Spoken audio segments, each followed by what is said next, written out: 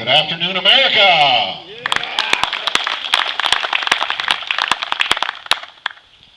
The Second Amendment to the United States Constitution reads, "A well-regulated militia being necessary to the security of a free state, the right of the people to keep and bear arms shall not be infringed."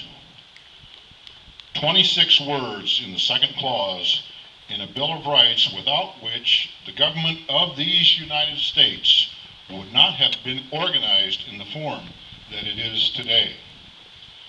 The ratification of the Constitution would absolutely not have been successful without the explicit promise among this nation's founders that these guarantees of individual rights would be included among the very first actions of the government once constituted, organized, and met in Congress.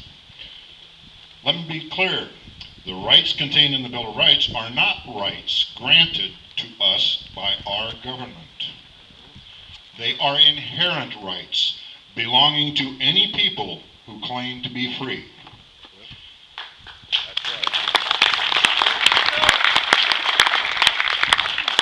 They precede not only our government, but all governments, given to us by our Creator, and are enumerated in our Constitution, not to reflect government recognition of them, but to demonstrate their superiority to any act of that government. But what do these 26 words actually mean? Let's start with the first three. A well-regulated militia. Some would have you believe that they mean the National Guard is entitled to carry and possess weaponry during times of duty. That's curious, since the National Guard wasn't even constituted until the Militia Act of 1903. It would also mean that the Constitution's Bill of Rights creates an amendment that has morphed into the government giving itself the right to be armed, rather than addressing rights of the people as contained in the amendment itself. In any case, this curious refraction of the founders' intent was recently dispelled by the U.S. Supreme Court in the case of D.C. versus Heller, in which the 30-year-old gun ban in the District of Columbia was declared an unconstitutional violation of the right of individuals to own and keep weapons in their homes for the purpose of self-defense, and states emphatically that the Second Amendment recognizes the right of individuals to own firearms. But what is this militia of which the Second Amendment speaks then? According to the 1792 Uniform Militia Act, and reinforced by the Militia Act of 1903, which created the National Guard, there exists to this very day a reserve militia in this country, separate and distinct from the active military, military reserves, and the National Guard. Forgive me for repeating the sexist tone of the law, but all males among us gathered here who are from 18 to 44 years of age should know that you are current members of the official reserve militia of your country by law, unless you have been specifically excluded due to conscientious objector status. So now we have the militia. What's this well-regulated description? To understand what the founders meant with a particular phrase, it's beneficial to know that the founders, well-regulated meant well-equipped and trained. The Militia Act of 1792 specified the firearms and ammunition each member of the militia was required to have in their possession in their place of residence. These weapons were even given legal protection from seizure by any court for the satisfaction of debts. Some states went so far as to require able-bodied men to carry their firearms with them each Sunday when they went to church.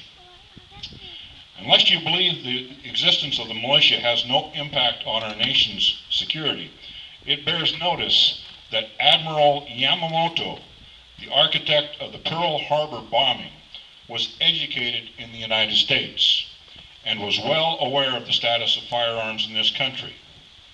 When he was asked by Japanese colleagues why his Pearl Harbor plans didn't include the invasion of the west coast of the United States, he stated, "You cannot invade the United States. There will be a rifle behind every blade of grass."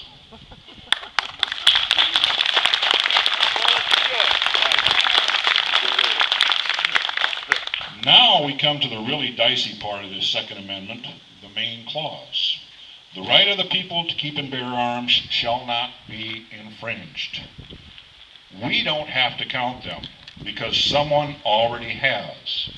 But there are currently over 26,000 gun laws among the various governmental layers in this country.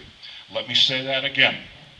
There are currently over 26,000 gun laws in this country. I guess none of those 26,000 laws constitute an infringement, huh? Let me be very clear on this. Gun laws do nothing to reduce crime or violent behavior. Criminals love gun laws because it means their victims will be unarmed. Criminals couldn't care less personally about gun laws because criminals don't obey the law.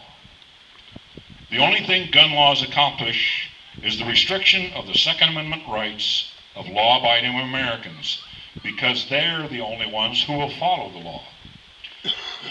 Those 26,000 gun laws currently on the books have their origin in the gun laws of Nazi Germany. The late Senator Thomas Dodd, a familiar name, right? Had served on the prosecution team for the Nuremberg trials.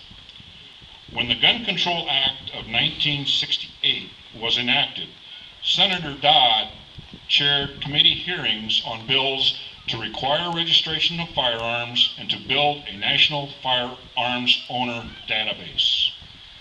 As this was happening, he asked the Library of Congress to translate his own copy of a book of Nazi gun laws acquired when he was at Nuremberg. Iowa's own law concerning the lawful carry of weapons for personal defense has a similarly regrettable genesis. First enacted in 1917, it curiously coincided with the failure of Reconstruction